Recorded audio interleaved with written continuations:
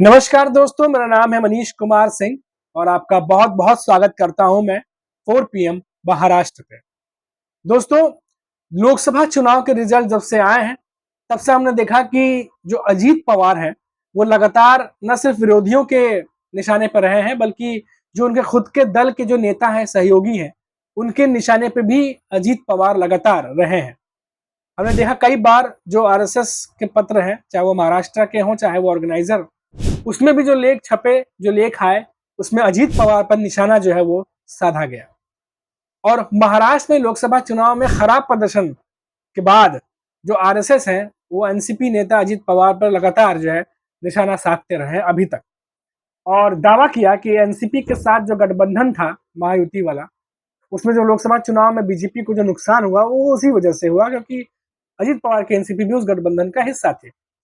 हालांकि अब जो बड़ी खबर निकल के सामने आ रही है, जो मैं आपको बताने जा रहा हूं, वो इसी खबर से जुड़ी हुई है, इसीलिए ये खबर दोबारा से अपडेट करना जरूरी था। अब खबर यह है कि भारतीय जनता पार्टी ने संघ के साथ एक बैठक की है और अजीत पवार गुट की आलोचना ना करने की अपील करते हुए सीधे तौर पर आगामी विधानसभा चुनाव के मद्देनजर संघ से सहयोग की मांग की है। अब सूत्रों से पता चला है कि इस बैठक के बाद आरएसएस नेता एनसीपी को टारगेट नहीं करेंगे। अब ये भी खबर जो है वो सामने निकल के आ रही है। आखिर ये बीजेपी जो आरएसएस की बैठक थी, इस बैठक में और क्या क्या हुआ है, तो जो रिपोर्ट्स और सोर्सेस के हवाले से खबर निकल के सामने आ रही है, अगर उनकी बातें माने तो महाराष्ट्र में इस साल के अंत में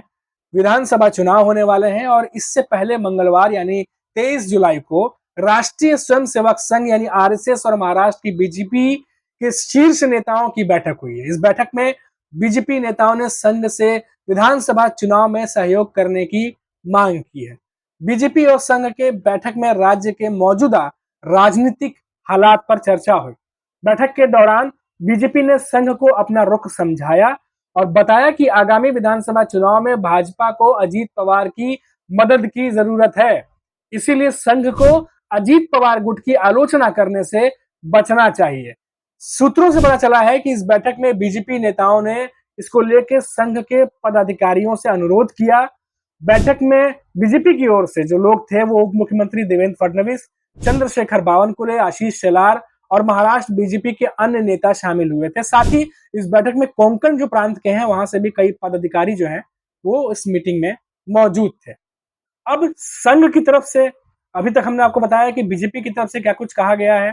लेकिन संघ की तरफ से जो है वो बीजेपी को क्या सुझाव दिए गए हैं, क्योंकि ये भी खबर आ रही थी कि संघ भी थोड़ा नाराज चल रहा था। अब बैठक के दौरान संघ ने भारतीय जनता पार्टी को सलाह देते हुए कहा कि विधानसभा चुनाव करीब है, इसलिए पार्टी के भीतर सौहार्द बनाए रखना जरा जरूरी है, उस पर जोर देना चाहिए ताकि एकजुटता से जो है वो चुनाव लड़ा जा सके। संघ पदाधिकारियों ने भाजपा नेताओं को इस संबंध में निर्देश भी कुछ दिए हुए हैं। साथ ही संघ की ओर से बीजेपी नेताओं को लोकसभा में हुई गलतियों को सुधारने पर ध्यान देने के लिए जो है वो हिदायत भी दी गई है। भाजपा के पदाधिकारियों ने भाजपा नेताओं को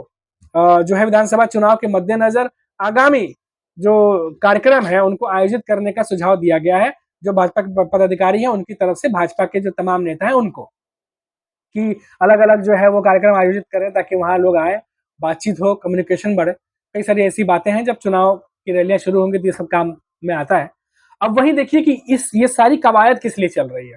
अब थोड़ा सा फ्लैशबैक में जाते हैं, थोड़ा पीछे जाते हैं और थोड़ा सा देखते हैं कि आखिर जो मौजूदा समय में जो मीटिंग हो रही है और एक ही दल को पहले ये जो सपोर्ट करते थे आरएसएस और बीजेपी, अब क्यों साथ में बैठ करके इन्हें भी समन्वय बनाना पड़ रहा है और राजनीति किस तरीके से आगे बढ़ेगी उसकी प्लानिंग बनानी पड़ रही है। क्यों? क्योंकि थोड़ा हम फ्लैशबैक में जाते हैं कि लोकसभा चुनाव में जब अजीत पवार की एनसीपी जो लगभग खत्म ही हो गई थी, आप समझ लीजिए, और एक सीट चुनाव में जीत करके लेकर आए थे वो। महाराष्ट्र में उन 4 सीटों पर चुनाव लड़े थे वो, जो कि बहुत कम सीटें वैसे भी उन्हें दी गई थी, उनमें से केवल एक पर ही जीत जो है वो दर्ज कर पाए। शरद पवार की पार्टी तोड़ने, उसका नाम चुनाव चिन्ह हासिल करने के बाद अजीत पवार को बड़ा झटका लगा इस लोकसभा चुनाव में। हालांकि चुनावी नतीजे आने के बाद अजीत पवार ने कार्यकर्ताओं से अतीत भूलकर आगे बढ़ने के लिए कहा था। अब महाराष्ट्र में भारतीय जनता पार्टी ने महाराष्ट्र में भारतीय जनता पार्टी एकनाथ शिंदे की शिवसेना और अजीत पवार की जो है वो एनसीपी के साथ मिलकर महायुति का गठबंधन बनाया था। अब आम चुनाव के लिए जो है पहली चुनावी परीक्षा थी, जो आम चुनाव हुआ था, उसमें महाराष्ट्र में 48 लोकसभा सीटों में से 40 से ज्यादा सीट जीतने का लक्ष्य रखने वाली महायुति केवल 17 सीटों के आसपास सिमट के रह गए। और 4 जून को जो रिजल्ट आए उसमें देखा गया कि 28 सीटों पर लड़ने वाली बीजेपी 9 सीट, 15 सीटों पर लड़ने वाले एकनाथ की शिवसेना 7 सीट और 4 सीटों पर लड़ने वाली अजित पवार की एनसीपी 1 सीट, यानी 48 में से 17 सीटों के आसपास वो जीत पाए और स्ट्राइक रेट भी काफी खराब रहा। और इन सब को अगर हम मिला लें तो उसके बाद रणनीति बनाने की नौबत तो आ ही जाती है। और इसके बाद जब रिजल्ट आए थे उसके बाद आरएसएस लगातार हमलावर था अजित पवार के एनसीपी पर, गठबंधन को लेके कि लोकसभा चुनाव में एनडीए को हुआ नुकसान के बाद जो आरएसएस है उन्होंने कई सारे लेख लिखे, कई सारे उनके मुखपत्र उसमें लेख आए जिसमें जो गठबंधन है अजित पवार के एनसीपी और बीजेपी का, उसे दोष दिया गया और कहा गया कि अजित पवार की एनसीपी है उसके गठबंधन की वजह से ही जो वोटर्स थे, जो बीजेपी के वोटर्स थे, वो भी अलग थलग पड़े और जिसकी वजह से ये सारा कुछ जो है वो देखने को मिला है। अब इसके बाद जो पहले अनुमान लगाया जा रहा था कि महाराष्ट्र में विधानसभा चुनाव से पहले बीजेपी जो है वो एनसीपी का साथ छोड़ देगी और इसीलिए जो आरएसएस है वो बार बार निशाना साध रही है अजित पवार पर, ताकि बीजेपी जो है वो एनसीपी के साथ अपना जो गठबंधन है उसको तोड़े। और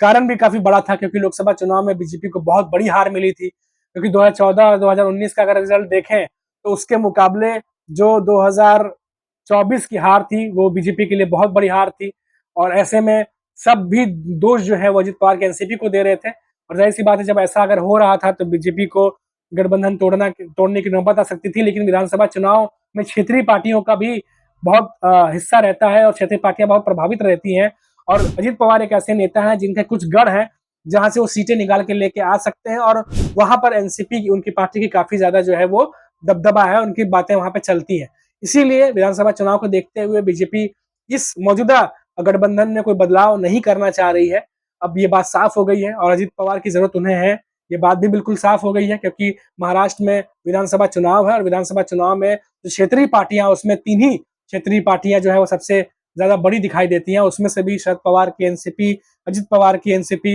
एक शिंदे की शिवसेना और उद्धव ठाकरे की शिवसेना जो है वो नजर आते हैं। अब देखिए कि इनका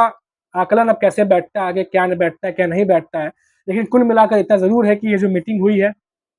बीजेपी के शीर्ष नेताओं की और आरएसएस की, उससे एक बात यह साफ हो जाती है कि जो पहले आपसी कला है, अंतर कला, जो अंदर की बातें हैं, पहले उनको आपसी मनमुटाव को शांत किया जाए ताकि जो गलतियां और हैं उसको सुधार किया जाए। क्योंकि एनडीए गठबंधन कितनी बड़ी चुनौती पेश कर सकता है इसका उदाहरण मायावती ने जो है वो लोकसभा चुनाव में देखा है और अब दोबारा वो हल्के में नहीं लेना चाह रहा है विधानसभा चुनाव में एनडीए गठबंधन, क्योंकि एनडीए गठबंधन पहले से ही पूरी मजबूती के साथ सामने खड़ा है और तैयारी कर रहा है, कमर कस चुका है विधानसभा चुनाव के लिए। और ऐसे में अब महायुति के नेताओं को बहुत जरूरी हो गया है कि अब उस तैयारी का सामना करने के लिए इन्हें भी अपनी जमीनी तैयारी करनी पड़े। अभी के लिए फिलहाल इतना ही, फिर लौटेंगे तो बात करेंगे महाराष्ट्र से किसी बड़ी खबर पर। तब तक के लिए मुझे इजाजत दीजिए, नमस्कार।